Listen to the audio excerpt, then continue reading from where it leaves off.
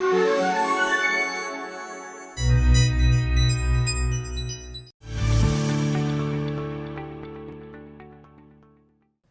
¿qué tal? ¿Cómo están todas? ¿Cómo están todos? Bienvenidas y bienvenidos. Hoy vamos a ver algo que he visto, he mencionado en muchas ocasiones, pero a veces lo he hecho como más de forma resumida. Hoy lo vamos a ver más profundo. Vamos a explicar los conceptos profundos del Homer, los conceptos que se encuentran en las ideas cabalísticas del Homer. La semana pasada fue una semana muy extraña porque hubo mucho debate acerca del racionalismo y del misticismo. Les tenemos luego preparado una sorpresa sobre el tema de lo racional y lo místico en la Torá. Pero yo en general soy una persona que sí me considero muy racional, pero al mismo tiempo considero que los conceptos místicos de la Torá tienen una razonalización práctica que se puede entender. Y realmente para eso tenemos toda la sabiduría filosófica detrás de la Kabbalah. Entonces, los conceptos de los 49 días de Homer que nos llevan al día 50, al día elevado, vamos a entenderlos el día de hoy. Vamos a entender de qué se trata todo eso y vamos a, sobre todo, salir de esta clase con una idea clara de qué es lo que debemos hacer en estos días. Entonces, pues ya, bendito Dios, ya tenemos quórum como para estar empezando. Aquí me pueden mandar, como siempre, sus preguntas, ya saben, las estoy leyendo aquí en chiquito y aquí en grande, por si por cualquier cosa tenemos alguna complicación y no alcanzo a leer ahí, entonces la vamos a estar leyendo desde acá, ¿sale? Entonces, vamos a empezar así. Primero les voy a dar la fuente. A mí me importa mucho y me es muy, muy importante mencionar las fuentes de lo que digo siempre. Entonces, la fuente de lo que vamos a decir el día de hoy está basado en su mayoría en lo que dice Pardes Rimonim. Pardes Rimonim es un autor cabalista muy, muy conocido y muy valorado. Pardes Rimonim fue escrito por Rabbi Moshe Cordovero. Rabbi Moshe Cordovero, como su propio nombre lo dice, él no nació en España, él ya nació después del exilio de los sefaradim de España, pero su familia era de Córdoba y vivió en la época de oro de la Kabbalah en Tzfat.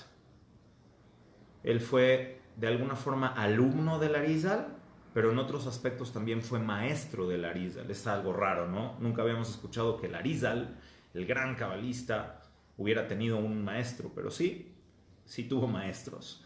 Y entre esos maestros, en ciertos aspectos, se puede decir que Rabbi Moshe Cordovero fue su maestro y en otros aspectos fue su alumno. ¿Por qué? Porque las corrientes cabalísticas del Pardes Rimonim, de Rabbi Moshe Cordovero y del Arizal representan dos momentos diferentes de cómo interpretar ciertos aspectos de la Kabbalah y uno le enseñó ciertas cosas al otro. Entonces es muy importante que estemos claros de dónde voy a sacar todo lo que voy a decir, porque me van a preguntar luego, hey, ¿quién te dijo que las cosas son así? Bueno, lo pueden checar en el Pardes Rimonim, en el capítulo 8, el principio del capítulo 8, y también en la explicación de Rabbi Menachem Azaria de Pano, que era uno de los también grandes sabios cabalistas posteriores, el de Italia, Pano, estaba en Italia, que escribió una explicación sobre el Pardes Rimonim que se llama Pelach Arrimon. De ahí es de donde vamos a sacar todo lo que vamos a decir hoy, obviamente con ciertas analogías y comparaciones de otros libros, ¿ok? Simplemente para que la fuente esté clara. Ahora bien, vamos a comenzar. Y les voy a comenzar haciendo una pregunta. Yo sé que no me la pueden contestar, pero si alguien quiere, me pueden escribir por aquí y yo les voy a ir diciendo a ver qué onda con la pregunta que les voy a hacer. ¿Ok? La primera pregunta que les voy a hacer es ¿cuántos Shabbatot aparecen en la Torah? ¿Cuántos tipos de Shabbatot aparecen en la Torah? A ver si alguien sabe, a ver si alguien nos puede contestar. Obviamente está el Shabbat el séptimo día de la semana. Ese es un Shabbat. 6 días de labor y el séptimo día el Creador cesó su creación. Ese es el Shabbat, el gran Shabbat.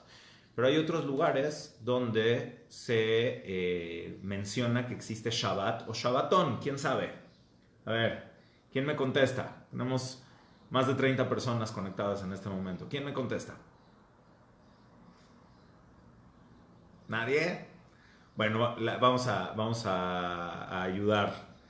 Tenemos las festividades que se llaman Shabbat o Shabbatón. Tenemos Shabbat Bereshit, tenemos Rosh Hashanah, tenemos Kippur, tenemos Sukkot, tenemos Pesach.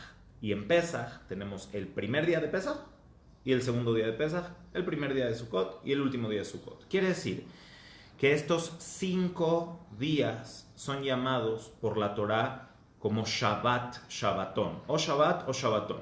¿Ok? Quiere decir momentos de Shabbat, momentos de cesar, momentos de guardar. Pero aquí voy a empezar a explicar que realmente hay algo más profundo, oculto en todo esto. Entonces son 7 días que se llaman Shabbat. Y ahí están todas las fiestas. Ahí están todas las fiestas, desde Shabbat hasta Pesach, hasta Sukkot, Rosh Hashanah, Kippur. ¿Cuál es la única fiesta que falta? La única fiesta que no se le llama ni Shabbat ni Shabbatón, pues es Shavuot. De verdad que había quitado toda vibración y todo sonido y de repente sonó. Perdón, de verdad. Bueno, primero Dios, pronto vamos a volver a estar juntos y no va a hacer falta escuchar vibraciones. Entonces, Shavuot no es Shabbat, Shabbatón. ¿Por qué a Shavuot no se le llama así? Esta es la pregunta que nos va a empezar a indicar que hay algo diferente en Shavuot, en la fiesta de Shavuot, que es distinto al resto de las fechas conmemorativas de la Torá, de las fiestas e incluso de Shabbat. Hay algo diferente. Entonces ese es el primer punto para poder despertar nuestra curiosidad, nuestra imaginación, para poder llegar a entender qué podría haber de diferente entre Shabbat, entre Sukkot, entre Purim, Purim no es bíblico, entre Kippur, entre Rosh Hashanah y Shavuot. ¿Ok? Otra pregunta más les voy a hacer, espero que si quieren me puedan contestar por el chat. ¿Quién se sabe la fecha que la Torá dice cuándo es Pesach? La Torá dice claramente cuándo es Pesach, sin duda. El 15 de Nisan es Pesach. Ubahamisha Asar Yom la Jodesh Hazeh. En el 15º día de este mes, el mes de Nisan, es Pesach. Lo mismo pasa con Sukkot. Ubahamisha Asar Yom la Jodesh Shevi'i, Haga Sukkot. Todo el mundo sabe cuáles son las fechas exactas de las fiestas de Rosh Hashanah, de Kippur. La Torá dice la fecha, el día del mes, el día que tienes que celebrar esa festividad. ¿Qué fecha es Shavuot? ¿Qué fecha es Shavuot? Nadie sabe. De hecho, hay una discusión en el Talmud real, si realmente Shavuot fue el 6 de Nisan, o fue el 6 de Sivan, o el 7 de Sivan. Hay una discusión en el Talmud de cuál fue la fecha real de Shavuot. Pero la Torá no nos da una fecha. Y eso es muy significativo porque realmente Shavuot, después de entender todo lo que voy a explicar hoy, no tiene una fecha. Shavuot es en el día 50 de la cuenta del Omer. O sea, la Torá nos dice que al día siguiente de Pesach, al día siguiente de la liberación de Mitzrayim, se tenía que llevar la ofrenda del Omer, que era una ofrenda de cebada. Y a partir de ese día se tienen que contar 50 días. Y en el día 50 se va a hacer la fiesta de las semanas, Hag Shavuot, se va a hacer la fiesta de las semanas, y en ese día se lleva la ofrenda del trigo, y nosotros sabemos que en ese día fue cuando se entregó la Torah. Hag Shavuot, en ese día fue cuando se entregó la Torah. Entonces aquí hay aspectos muy particulares que nos llaman la atención de que hay algo oculto en Shavuot que es diferente a todas las fiestas, y vamos a empezar a explicar. ¿Ok? vamos a empezar a explicar con otro aspecto que he mencionado muchas veces y que es muy importante recalcar. Este mundo, todo lo que hay en este plano de la existencia está relacionado numerológicamente con el número 6. Estamos hablando de 6 días de la creación y un séptimo día que es el día de la espiritualidad en este mundo, en esta creación. Es decir, que todo lo que está relacionado con el número 6 tiene que ver con lo mundano, tiene que ver con lo físico, con los 6 días de la creación. Dios hizo este mundo, el creador Hashem hizo este mundo en 6 días y en el séptimo día cesó la labor creativa de este mundo y nos dio Nefesh, Shabbat Vainafash, nos dio en el séptimo día el concepto de la espiritualidad. O sea que el 7 es la espiritualidad en este mundo. Hay otra cosa muy interesante que hay que aclarar, en resumen, cuando nosotros le decimos a alguien que cumpla 120 años. Cuando tenemos cumpleaños, el mío, si Dios quiere, es dentro de unos cuantos días. Se aceptan regalos virtuales también. Dentro de unos días vamos a llegar al 4º piso ya, Baruch Hashem. Entonces, cuando tú cumples años, el deseo normal es una costumbre decirte Adme Ave Stream, hasta 120 años. ¿Y por qué decimos hasta 120 años? ¿Por qué exactamente este número? Pues mucha gente piensa que es solamente porque esa es la cantidad de años que vivió Moshe Rabenu. Y como Moshe Rabenu vivió 120 años, entonces debe de haber algo bueno, algo bonito en esa cantidad de años y te deseamos que vivas como Moshe Rabenu hasta 120 años. Pero también en cuanto a Moshe Rabenu mismo nos podríamos preguntar ¿por qué Moshe Rabenu vivió 120 años? ¿Qué significa 120 años? Entonces en 120 vamos a descubrir que es un número, que es un múltiplo de el número 6. ¿Cómo va a ser un múltiplo en el número 6? Vamos a encontrar esta idea. El Talmud en Masejet Avodah Zarah menciona que el universo fue creado por 6.000 años. Quiere decir que este universo físico va a tener una duración de 6.000 años. Y hay gente que está viendo y que está haciendo cálculos. Si nosotros estamos en el 5.780, ¿cuántos años falta para que se termine este mundo físico? Y tienen la cuenta de estos años como si fuera un asunto de calendario, un asunto de reloj, pero realmente no necesariamente es así. Estos 6.000 años se dividen en 3. Los primeros 2.000 años son los 2.000 años de la confusión, Alpaim Shenot Tohu. Después vienen los 2.000 años de la Torah, Alpaim Shenot Torah. Y después vienen los 2.000 años del Mashiach, Alpaim Shenot Mashiach. Quiere decir, no que son años exactos, sino que en los primeros 2.000 había esta confusión hasta que nació Abraham Avinu, y Abraham Avinu no nació en el año 2000 exacto. Después se entregó la Torah en los segundos 2000 años y tampoco fue la entrega de la Torah exacto en el año 4000. Y después vienen los 2000 años donde puede llegar el Mashiach, que tampoco es un número exacto. O sea, no hay que confundirnos y estar con el reloj pensando cuáles son estas cuentas. Hay algo mucho más profundo en todo esto. Lo que esto quiere decir es que en estos 6000 años, en estos 6.000 años de universo físico, se tienen que complementar todas estas etapas de crecimiento, desde el Tohu, desde la confusión conceptual espiritual, de la mezcla y la revoltura en la humanidad, hasta la perfección y el tikkun absoluto del día séptimo, cuando se terminen los 6 años, en el séptimo milenio va a llegar el Mashiach, que es lo que nos da el tikkun completo, la construcción, la perfección, la perfectibilidad de este universo. Entonces, en estos 6.000 años tenemos que llegar a ese séptimo milenio. Entonces, ¿qué tiene que ver esto con los 120 años de Moshe Rabenu? Muy fácil.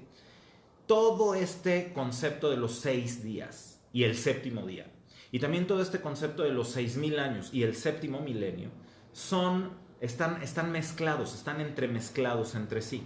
Quiere decir que el número 6 contiene toda la mezcla y toda la confusión de lo que puede existir en este mundo, en este universo, en el plano físico.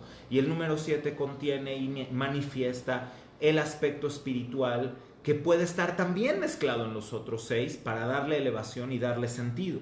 Entonces, por eso tenemos estas 6 etapas mundanas y la séptima etapa de plenitud espiritual. Pero no nada más tenemos la semana de 7 días, también tenemos la Shemitah, que es este mismo concepto, pero en años. Es decir, la Torah nos dice que cuando nosotros estábamos en la tierra sagrada y teníamos que cultivarla y teníamos que cosecharla y teníamos que obtener de ahí el producto agrícola y de ahí obteníamos nuestro sustento. Esos son los 6 días de trabajo, los 6 años de trabajo. Eso es como los 6 días de la semana, son 6 años de trabajo físico. Es la vida material. Es la vida y el sustento material de lo que sacamos de nuestro trabajo con la tierra de Israel. Pero así como está el séptimo día de la semana, también tenemos el séptimo año de la Shemitah. Significa que después de 6 años de labrar la tierra, después de 6 años de trabajar la tierra, en el séptimo año va a descansar esa tierra y no la vamos a tocar. Y estos 7 años se repiten durante 7 veces, hasta llegar al ciclo de 50 años, que es el Yobel, el jubileo, ¿sí? Mucha gente no sabe lo que significa jubilarse en español, pero jubilarse viene de la palabra Yobel en hebreo, que es del año del Yobel, que es el año del jubileo. ¿Y qué es lo que esto significa? Que todo lo que había en los aspectos materiales y en los aspectos laborales terminaba a los 50 años. Por ejemplo, si había un siervo hebreo que tenía que trabajar durante 6 años y en el séptimo año liberarse, basado en el concepto de Shabbat, el Shabbat cósmico, el Shabbat conceptual, el séptimo año iba a salir de su esclavitud. Pero ¿qué pasaba si el esclavo decía, no, yo estoy muy cómodo, yo quiero quedarme aquí, yo quiero quedarme más tiempo? Entonces, finalmente podía estar con su patrón hasta el año 50 de la cuenta de la Shemitah. No 50 años de labor, sino en el año que nos encontráramos. Digamos que el esclavo entró a trabajar en el año 30 de la Shemitah. Y en el año 36 debería de salir a la libertad, pero no quiso salir en el año 36. Y se quedó ahí. Cuando llega el año 50, todo el mundo es liberado. Las tierras en Eretz Israel, acuérdense que eran hereditarias por tribus. Teníamos la tribu de Reubén, la tribu de Dan, la tribu de Naftalí, lo que sea. Cada tribu heredaba sus tierras a sus descendientes. ¿Y qué pasa si alguien de los descendientes de Menashe quería venderle su tierra, se la quería vender a alguien de Reubén? Pues se la podía vender, pero por 50 años como máximo. En el año 50, y esto hacía que el valor de las tierras en Israel fuera fluctuante, depende en qué año de la Shemitah te encuentras, en qué año del Yobel te encuentras, eso es lo que va a costar la tierra también, porque no es lo mismo comprar el uso de la tierra por 30 años que comprar el uso de la tierra por 15 o por 5 años. Entonces eso hacía que también el valor fuera diferente, pero aquí también hay una idea mucho más profunda, que es tú no eres dueño de nada, realmente tú no eres dueño de nada. Tú recibiste una tierra, que es la tierra de Israel, y en esa tierra recibiste un pedacito de tierra y tú tienes derecho a usarla. Pero realmente eso no te pertenece. Por lo tanto, Ve'haaretz lo timacher litzmitut. La tierra no puede ser vendida nunca para siempre, sino que la tierra se vende por como máximo 49 años y en el año 50 se redime, se salva y regresa a sus dueños originales. También los préstamos se regresaban en la Shemitah y en el Yobel, y en general el Yobel era un día de mucha alegría, un año de mucha alegría. El Yobel, el año 50, era un año de felicidad, de alegría, de liberación, y por eso se le llama la palabra júbilo, se deriva de la palabra Yobel por la alegría y el festejo que implicaba la felicidad del año 50. Entonces, ahora bien, quiere decir que los 7 días de la semana terminan siendo luego 7 años de Shemitah, que se multiplican por 7 para los 49 años de Yobel, hasta que llegamos al año 50, que es la liberación absoluta. ¿Cuántos Yobelim caben en 6,000 años de la creación? Ahora, si nos llevamos esto a los miles de años, en el concepto cósmico, en 6,000 años de la creación caben exactamente 120 Yobelim. ¿Qué significa que cuando nosotros le decimos que alguien viva 120 años, le deseamos a otra persona que viva 120 años?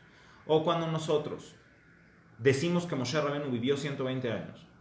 O cuando la Torah misma dice en Bereshit que los años del ser humano pueden llegar a ser 120 años, lo que quiere decir es de que hay un círculo de plenitud que cabe dentro del concepto de 120. O sea, dentro de todo lo que existe en este universo creado, físico, material, hay un máximo que se puede llegar. ese máximo al que puede aspirar cualquier ser humano es el 120. Y por eso le deseamos a la gente que viva 120 años. Porque le deseamos que en esta vida, en los años de vida que tenga que tener en este mundo, pueda llenar de plenitud todo su ser para llegar a la trascendencia, para llegar a Olam Abba, para poder llegar realmente a la perpetuidad espiritual a partir de los propios logros. Entonces esto es algo que va mucho más allá de un deseo, de, ay, hasta 120 años, mijito, más alto, que vivas muchos años y que estés muy sano y todo, y hasta 120, no es de que vivas muchos años, sino que realmente lo que queremos decir es de que tengamos esa plenitud absoluta. Entonces todos estos son los conceptos básicos para poder llegar a entender y para poder comenzar a entender lo que dice el Pardes Rimonim, lo que dice Rabbi Moshe Cordovero. Entonces, vamos a empezar ya con lo más profundo. Todos estos conceptos del número 6, del número 7, de todo lo que hay en el mundo, nos remiten realmente a una complejidad y una diversidad. Rabbi Moshe Cordovero hace una pregunta muy elocuente, muy profunda, y que seguramente nos hemos hecho nosotros muchas veces en la vida, no con lenguaje cabalístico, pero sí nos hemos hecho muchas veces esta pregunta. ¿Por qué el mundo tiene que ser tan complejo, tan complicado, tan diverso, tan confuso? ¿Por qué tiene que haber tantos aspectos tan distintos y tan diferentes en el mundo? ¿No hubiera sido mejor que Dios creara un universo más sencillo, más digerible, más comprensible? ¿Por qué tanta diversidad en el universo? Hablamos del bien y del mal, hablamos del éxito y del fracaso, hablamos de la felicidad y el sufrimiento, de todo lo que es dual, de todo lo que proviene del concepto di. En griego, di es dos, es diferenciar, distanciar, distinguir. Todo lo que viene de di es separar. Entonces este mundo contiene estos 6 aspectos básicos, elementales, estos 6 y el séptimo que es el espiritual, porque está contenido todo en esta creación. En esta creación existe Shabbat. Entonces, si nosotros multiplicamos todos estos aspectos por sí mismos, por el 7, o sea, si multiplicamos el 7 por el 7 y nos va a dar 49 y lo volvemos a hacer sucesivamente y sucesivamente y sucesivamente, nos vamos a dar cuenta que todo lo que existe en este universo es muy complejo. Cada uno de estos aspectos representaría en lo personal ese momento donde estás inspirado, pero al mismo tiempo estás triste y melancólico, pero al mismo tiempo estás esperanzado, pero al mismo tiempo estás enamorado y al mismo tiempo estás decepcionado. Y todas esas cosas que vivimos los seres humanos dentro de nuestra complejidad y dentro de nuestra difícil vida interna, construcción interna. Y luego cuando lo vemos en la humanidad en general, es cuando vemos que la humanidad por un lado es buena y por un lado es bondadosa y por un lado es entregada y por un lado es consciente de los demás y por el otro lado somos egoístas y por el otro lado la humanidad es destructiva y solamente ve a corto plazo.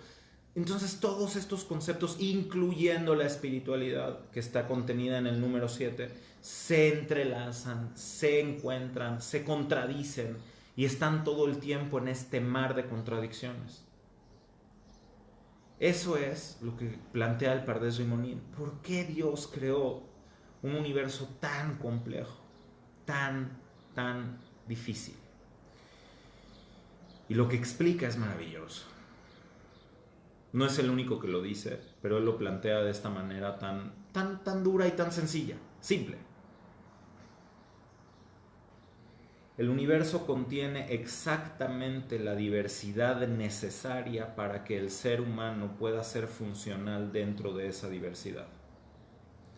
A veces pensamos que si las cosas fueran más sencillas o que si las cosas fueran más obvias o más evidentes, sería mejor. Pero la verdad es de que no. El ser humano fue creado y el universo fue creado en este sentido en función del ser humano. Y más adelante vamos a detallar más esto.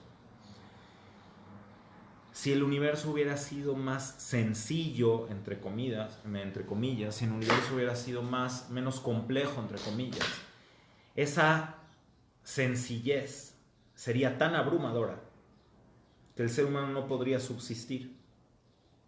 Lo he dicho en otras ocasiones. Todos nosotros nos creemos que si de repente Dios nos habla, o si de repente tenemos una visión profética, todo nos quedaría muy claro. Si de repente escuchábamos la voz de Dios y de repente podríamos ver los milagros y las maravillas, todo sería muy claro y todo sería muy sencillo para nosotros. No. Si no estamos preparados para esa revelación, nos tronaríamos del todo. Estaríamos completamente pasmados, fritos, sin capacidad de movimiento. Sería tan abrumadora la verdad que no podríamos ni siquiera procesarla. Entonces este universo fue creado de una manera tan diversa y tan compleja que permite que nosotros como seres humanos podamos funcionar para bien y para mal. Función o disfunción, pero tenemos esa autonomía. Y a veces uno puede pensar y se puede cuestionar, como lo dicen filósofos o científicos, ¿quién somos nosotros para pensar que el universo tan diverso, tan gigantesco, tan infinito, fue creado para el ser humano? Y es una pregunta justa, una pregunta lógica. No somos nada en el universo. El planeta Tierra es solamente un pequeño punto pálido de color azul que se ve a lo lejos, así dijo Carl Sagan. Y en muchas ocasiones también grandes sabios de Israel se han hecho esta pregunta. El propio rey David se preguntó cuando vio las estrellas: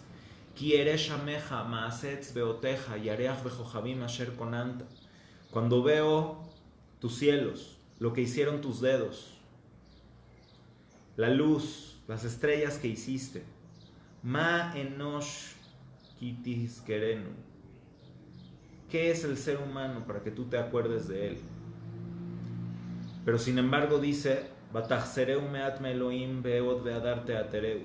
realidad es de que solamente somos un poco menos que Hashem, un poco menos que las creaciones trascendentales, que los ángeles. Y estamos imbuidos de Od y Adar, de luz interna y de luz externa, que no es el tema de hoy, eso es más para Sukkot, pero somos grandiosos. Pero entonces, esta funcionalidad o disfuncionalidad que existe en el ser humano depende también mucho de lo que nosotros mismos pensemos de nosotros. Eso va a ser más hacia la parte final, pero ahorita les doy un hint, les voy a dar una probadita. Realmente el ser humano que se cree nada, que se cree poca cosa, va a hacer poca cosa y no va a hacer nada, pero para su propio detrimento.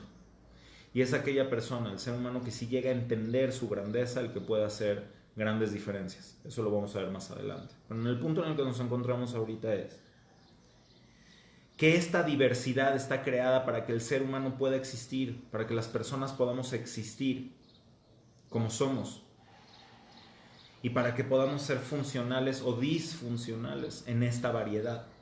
Por eso se dice que tenemos 50 puertas, She'arim, Hamishim Sha'are Tumah, y también Sha'arim, Hamishim She'arim Kedusha.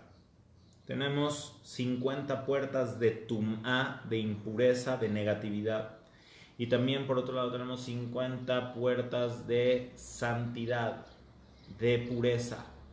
50 puertas de Binah, de entendimiento. ¿Ok? 50 She'arim, 50 puertas de entendimiento. Ok.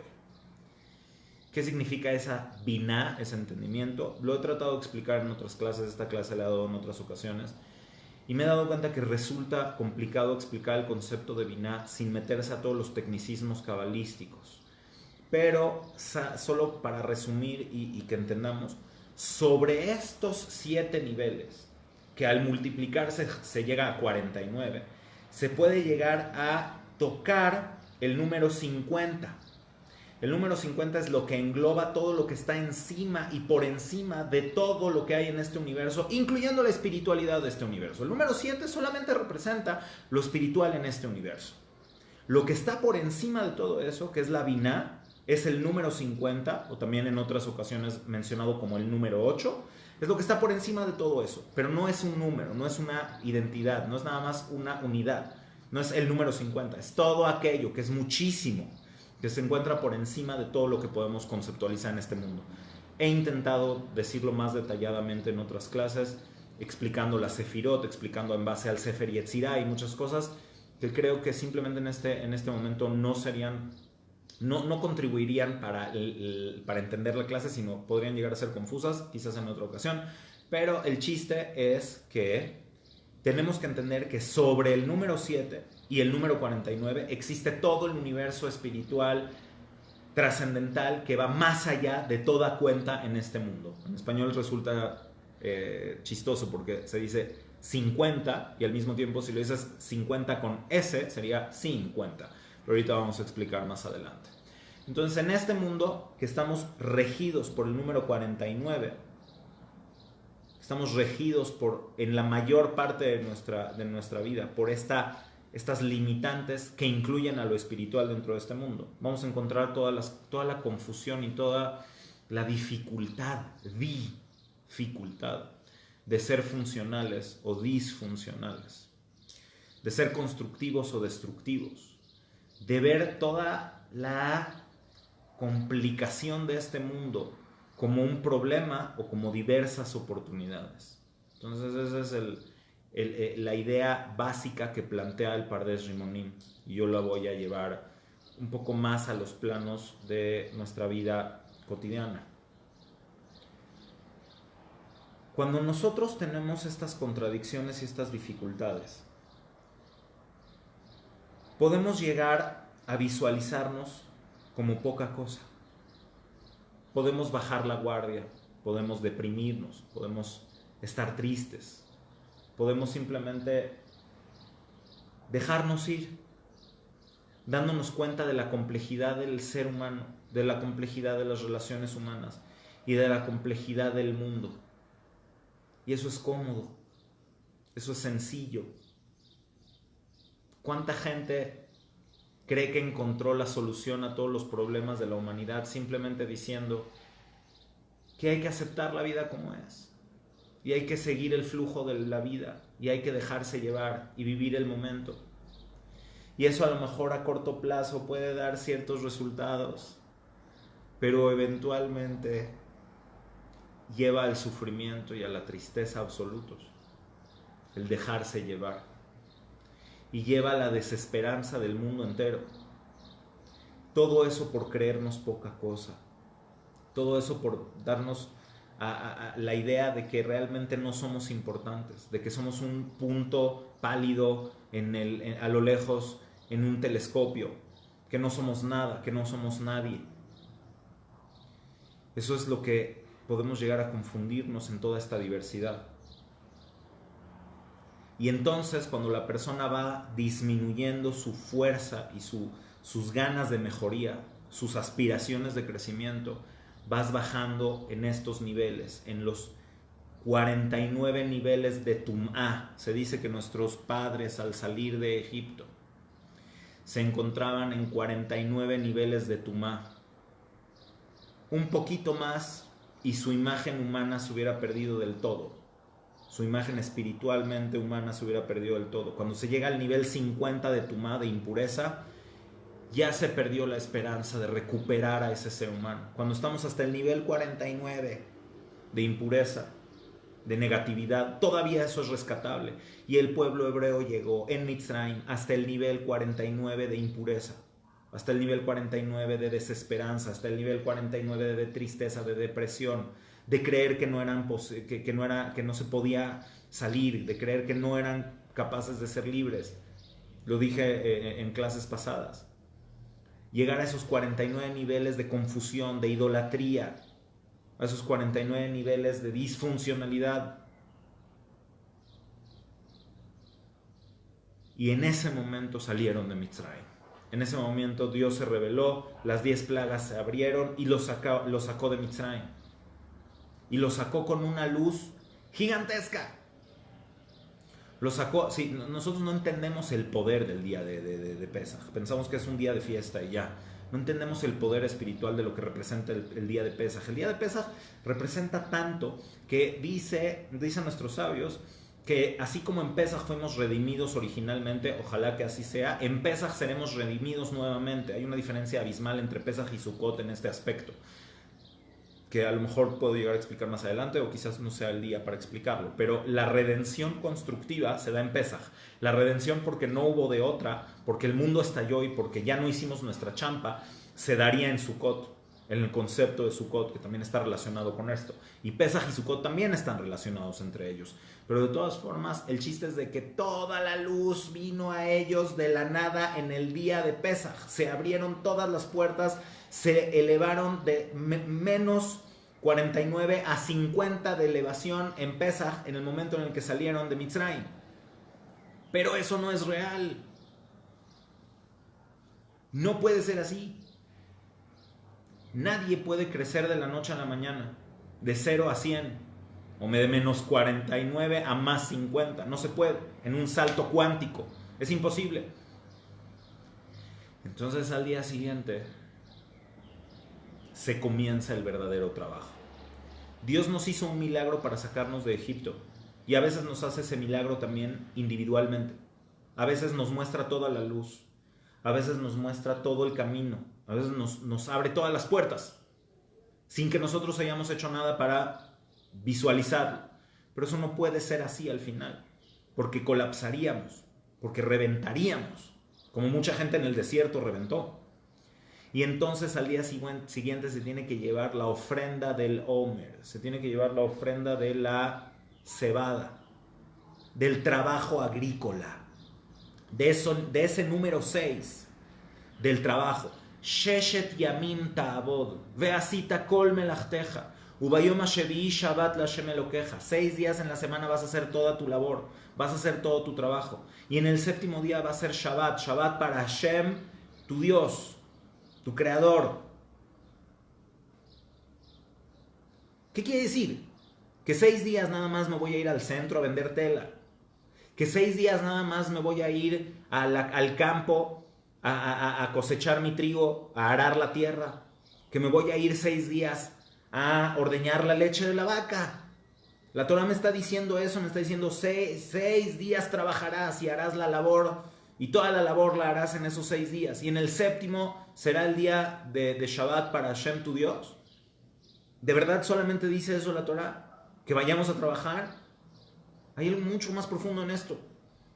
Sheshet yamim ta'abod ve'asita kol melachteja, lo que significa es que hay 6 días de labor, hay 6 momentos de trabajo, 6 aspectos dentro de lo material que se tienen que trabajar, junto con el aspecto espiritual.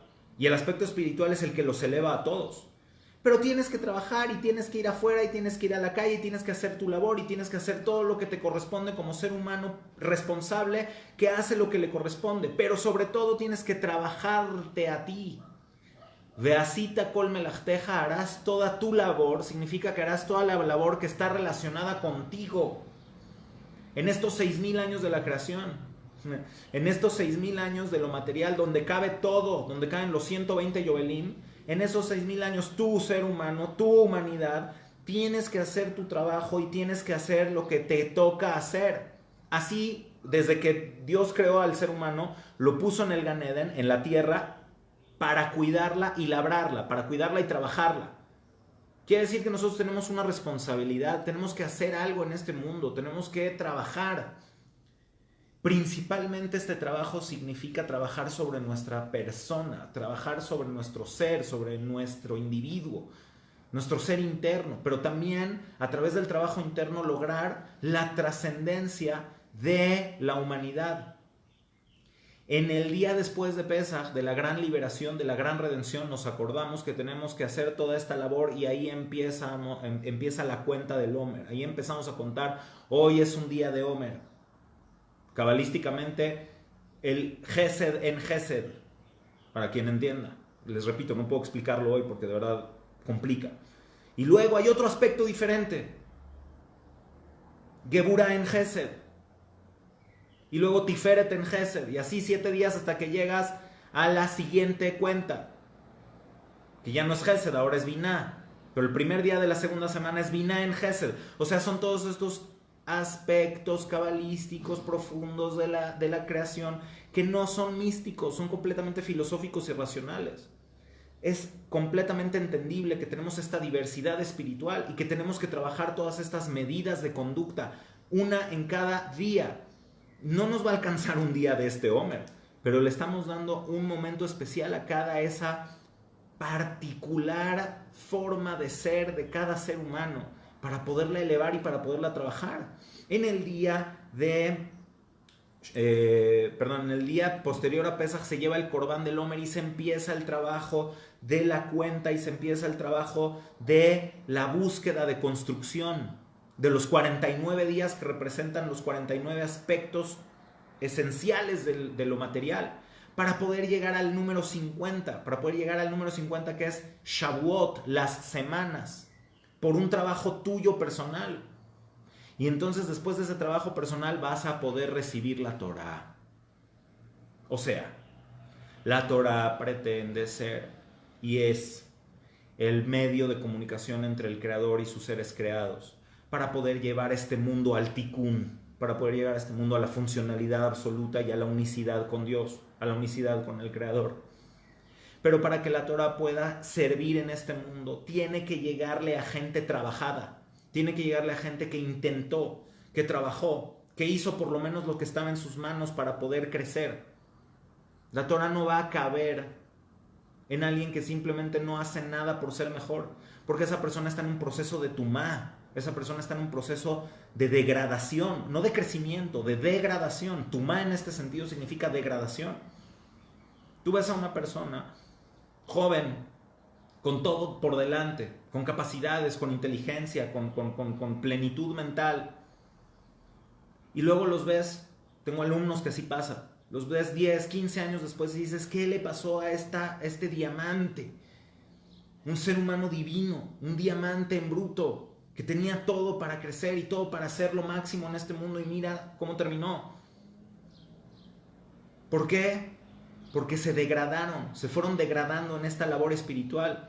No visualizaron la oportunidad de crecimiento y pensaron que bajándole 2 rayitas a la vida todo iba a ser más fácil y todo iba a ser mejor. Y a lo mejor sí, todo fue más fácil, pero también en esa facilidad se fue degradando. Aprendámonos esta regla. Lo fácil en este mundo lleva a la tumá. La falta de esfuerzo, la falta de visión, la falta de trabajo interno y externo lleva en este mundo a la degradación de la imagen del ser humano. En todos los aspectos. Todo lo que viene fácil, al final se va fácil también. Y voy a decir algo que he dicho en otras ocasiones y que es muy duro y es muy real, pero me toca porque hay que decir esto con responsabilidad. Incluso si alguien se acomoda en la Torah y alguien se acomoda en las mitzvot, también puede llegar a degradarse. Y es muy peligroso. Porque si alguien se atora y alguien se acomoda en la Torah, puede decir, yo ya soy tzadik, yo ya soy tzadeket, yo ya estoy del otro lado, yo ya hice lo que tenía que hacer. Cuido Shabbat, como kasher, meadrin, no nada más kasher. Hago todas las humrot, todo lo que se espera de alguien que tiene que hacer de manera exigente. Se puede llegar a sentir espiritualmente cómodo. Que hagan el trabajo espiritual otros. ¿Yo por qué? Yo ya estoy bien. Eso es tumá. Eso es impureza. Eso es degradación. Y justamente las personas que se supone que tenemos mayor cercanía con Hashem tenemos que entender esto todavía más a profundidad. El trabajo no se acaba nunca. Adam le'amal yulad. Nacimos para el trabajo y para el esfuerzo. Para eso fuimos creados. Si tenemos 119 años conceptuales o 119 años físicos y dejamos de trabajar, estamos muertos. Nacimos para el trabajo y para el esfuerzo espiritual. Esa es la ofrenda del Omer. Ahí se demuestra que hay un trabajo. Ahí se demuestra que hay una relación de que el ser humano puede hacer que este mundo sea mejor. De que este mundo incluso en lo físico sea mejor.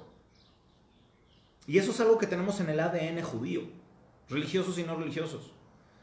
De alguna forma se nos ha transmitido que tenemos que hacer que este mundo sea mejor y eso se llama Tikkun Olam. Lo hemos dicho en muchísimas ocasiones. Pero en este caso es todavía más relevante, porque si no hay el tikkun interno, no podemos pretender recibir la Torah, porque vamos a tener diversidad, vamos a tener disfuncionalidad, vamos a tener distanciamiento y todas las cosas negativas que empiezan con di, y así no se puede llegar a Har Sinai a recibir la Torah. Llegamos a Har Sinai en el día 50 a recibir la Torah, porque estábamos trabajados y unificados, y entonces hubo un recipiente que pudo recibir la Torah. Lo mismo tiene que suceder con nosotros todos los días. Pero como lo dije en otra clase, hay gente que se quedó en Mitzrayim. Hay gente que quiere ser esclavo. Hay gente que trabajó 6 años con su patrón. Y llegó el año 7º. Y dijo, no, yo aquí estoy cómodo. Abda beefkera nihale. Yo quiero seguir trabajando. Abdi et adoni et ishti et banai. Lo etze hofshi. Estoy feliz, estoy contento con mi señor, mi patrón, que me pone el plato de frijoles todas las noches en mi mesa, o frijoles o lo que quieran, ¿sí? Agristada, da igual. No tengo que trabajar más que para otra persona, no para mí. Estoy cómodo. Lo etze hofshi, no quiero salir a la libertad. Entonces le hacían un agujero, un buraco en el oído, porque no escuchaste bien cuando saliste de Mitzrayim que solamente eras siervo de Hashem, no siervo de otras personas. Pero si llega el año 50, llega el Yobel, te quieras quedar o te quieras ir, te vas, porque llega un momento donde la liberación se va a dar. También este universo va a llegar un momento donde va a llegar a su tikkun, y va a haber personas que van a haber llegado a ese tikkun por trabajo y por esfuerzo y por dedicación, y que van a ser los socios de Hashem en que este universo haya llegado a ese tikkun. Y otras personas que van a ser macetas, porque no quisieron trabajar, porque pensaron que todo era fácil, porque fueron esclavos y porque nunca se liberaron, y también porque no entendieron el concepto del trabajo interno y pensaron que la comodidad era lo mejor. Por eso tanto peligro hay en la comodidad, en tratar de encontrarse en un estado de comodidad material, físico, espiritual, emocional, intelectual, lo que sea. Cuando llegamos a ese punto de comodidad, de confort, aguas. Estamos en serio peligro de entrar en la degradación de la tumá. Es muy, muy peligroso y podemos caer en eso. Entonces, ahora se entiende muy bien por qué Shavuot no tiene una fecha. Porque Shavuot no está establecido por una fecha. Cuando nosotros decimos que el 15 de Nisan es Pesaj, significa que ese día trascendental se abre una puerta que nos conecta con el día original de Pesaj. No, ese día se conmemora Pesaj. Ese día es Pesaj. Ese día es Rosh Hashanah. Ese día es Sukkot. Pero la verdadera recepción de la Torah no tiene una fecha, porque depende de que cada quien pueda hacer su trabajo espiritual. Por supuesto que celebramos la fiesta de Shavuot el 6 de Sivan y es Yom Tov y no podemos hacer labores y no es, no es que yo todavía no he trabajado en mí mismo, entonces yo no voy a celebrar Shavuot. No. Pasa porque pasa. Pero el concepto profundo es de que tu verdadero Shavuot, tu verdadera entrega de la Torah, tu verdadera conexión con la Torah va a depender de tu labor y de tu trabajo. Y para eso necesitas el 7º día, que es la espiritualidad. Qué triste que a veces no se pueda entender esto. El 7º día es todo el concepto de lo trascendental que está en este mundo. A lo mejor esto nos puede ayudar también a conceptualizar un poco más la idea de Shabbat y la idea de Yom Tov. Necesitamos de Shabbat y de Yom Tov para que todo el trabajo que hacemos en la calle y todo el trabajo que hacemos en el centro y en el campo y en la labor agrícola tenga un sentido trascendental y pueda servir de algo, para que se conecte con Shabbat.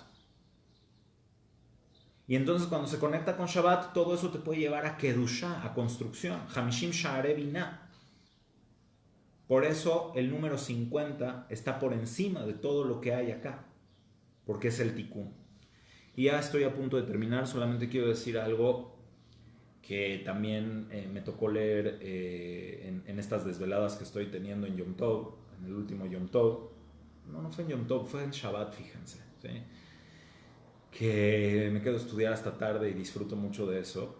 Estaba leyendo algo que me parece completamente relacionado y relevante con lo que estamos diciendo acá.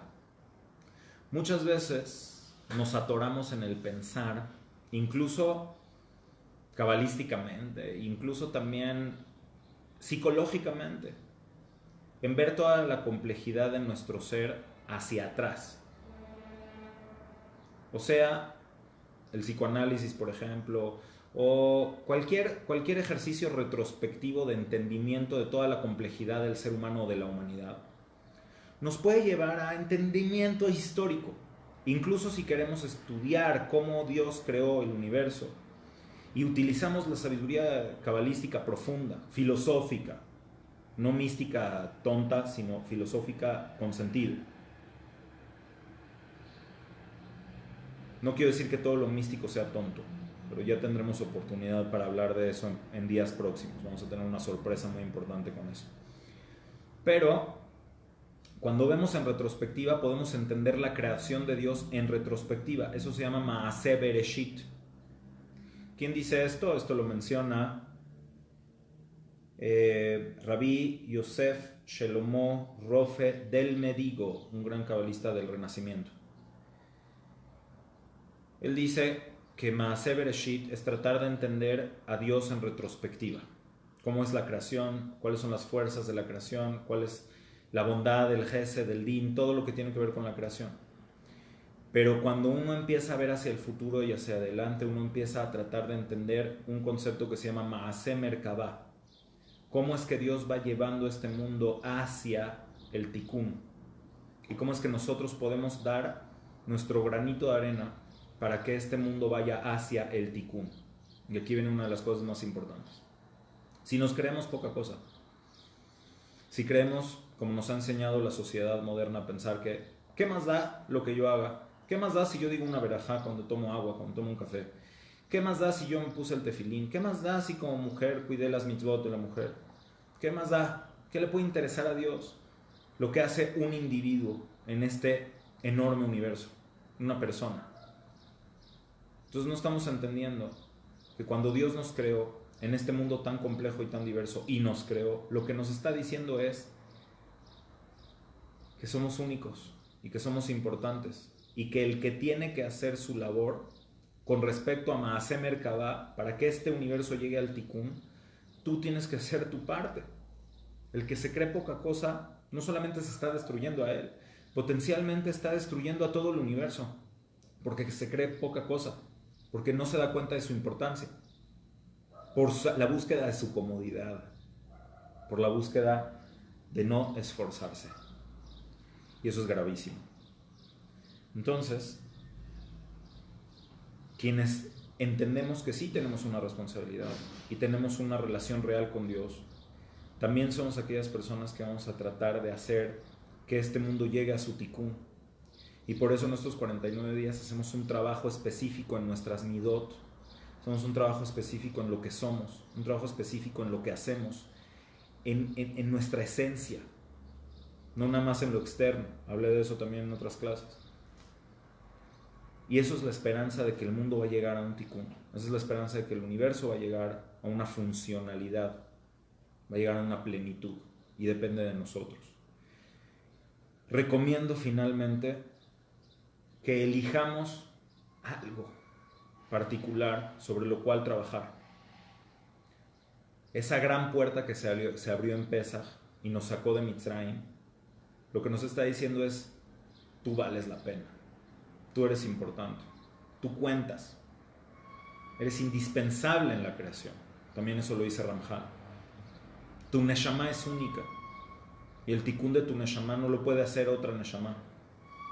Si lo entiendes, entonces pon manos a la obra, ponte a trabajar en algo en particular que sepas que necesitas trabajar, y trabájalo como cuando trabajas en el centro, como cuando sales a trabajar, cuando sales a hacer tu trabajo en la tierra. No todos los jitomates que plantaste van a salir bien. No cada metro de tela que compraste la vas a poder vender bien. No cada cosa del universo material va a poder terminar bien. Hay éxitos y hay fracasos, pero la gente trabaja porque sabe que los éxitos pueden ser mayores que los fracasos. La gente se esfuerza porque sabe que el valor del esfuerzo y del sabor del éxito sobrepasa por mucho esos pequeños fracasos. porque sabes que puedes y porque sabes que tienes en tu poder, en tus manos, la capacidad de hacer la diferencia. Si puedes hacer eso en el centro, en el trabajo o en la profesión que llevas a cabo como mujer, como hombre productiva, tienes que entender que eso también tiene que suceder en tu ser interno y en tu alma. Y si ya te has dado cuenta de que hay cosas en ti que hay que trabajar y hay que mejorar, hazlo hoy. Entonces probablemente vas a llegar a esa dimensión espiritual trascendental del número 50 y vas a ser un Keli, vas a ser un recipiente apropiado o apropiada para recibir la Torah y también transmitirla. Y eso es lo que nos enseña al final, porque murieron los alumnos de Rabbi Akiva, porque no eran transmisores correctos de la Torah, no tenían tikkun midot y por lo tanto no podían transmitir la Torah. Lo digo como un paréntesis nada más para que se entienda ese aspecto del Homer. Pues ojalá que esta clase haya sido útil para todas y para todos ustedes. Ojalá que podamos sacar de esta clase ideas inspiradoras para nuestro futuro, para nuestro presente. Y ya nada más me queda de preguntarles si hay alguna pregunta o algo que quieran compartir por el chat antes de despedirnos. ¿Alguien de los que está con nosotros quiere compartirnos algo, alguna idea o algo? No sé si el chat está mal o si no lo estoy pudiendo bien. Ah, sí es cierto, miren, aquí tengo muchísimas cosas y no las leí porque simplemente no me aparecieron acá. Bueno, ok, entonces, sí, a Lodi es correcto, el nivel 50 de Kedushá es el nivel de Binah. Dora, muchas gracias. Jaimafia, muchas gracias. Yoshua, gracias. Rosita, gracias por todo. Liz dice también que hay que hacer ese trabajo diario espiritual.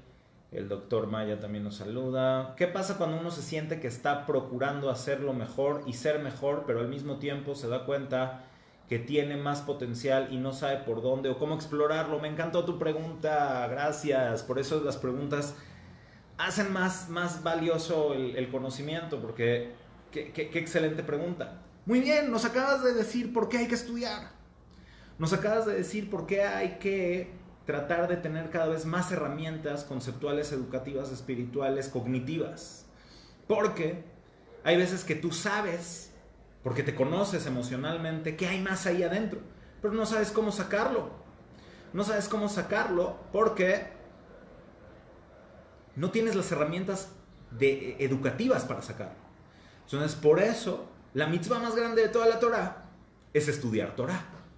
Porque es lo que te puede llevar a potenciar todo eso que tú sabes que está ahí adentro, pero no has logrado ver ni por dónde ni cómo explotarlo. Y eso también aplica si quieres para los negocios, si quieres para las relaciones humanas, si quieres para pareja, si quieres para lo que sea. Si tú sabes que tu relación de pareja puede ser mejor, pero no sabes cómo y no sabes por dónde, hay que estudiar. La gente de débilmente, que no profundiza, dicen, bueno, pues nadie me enseñó a ser esposo, no hay ningún lugar en una academia para ser esposo, no hay ningún lugar en una academia para ser padre. Mentiras y más mentiras. Sí hay academias para ser mejores esposos, sí hay academias para ser mejores padres y academias para ser mejores personas.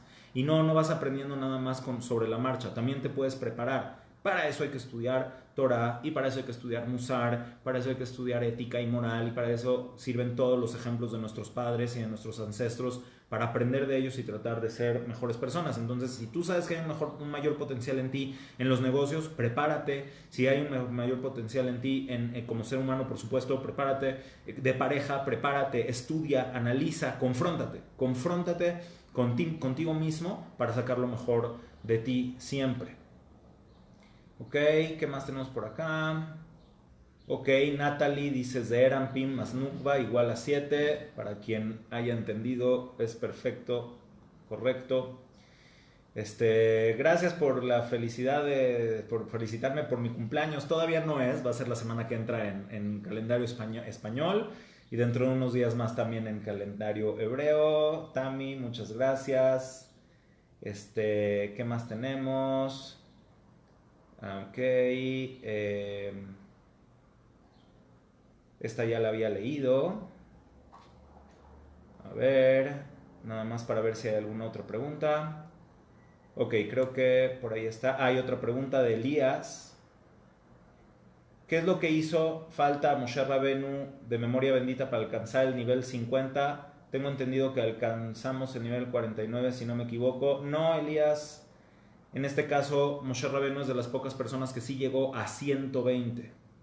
Llegó con todas sus dificultades y con todas sus complicaciones a 120. Quiere decir que él es el ejemplo de que el ser humano puede llegar a esa plenitud. Otra persona que llegó a esa plenitud es Jacob Avinu, y hubo otros también, como por ejemplo Ishai, el padre de David, también llegó a esa plenitud absoluta. Es decir, en este mundo sí se puede llegar al 120, que es, como bien lo dices, el número 6 conteniendo todos los Hamishim Sha'arei Binah dentro del número 6. Quiere decir, todavía no es Olam Haba, por supuesto. ¿Ok? El universo es complicado pero maravilloso.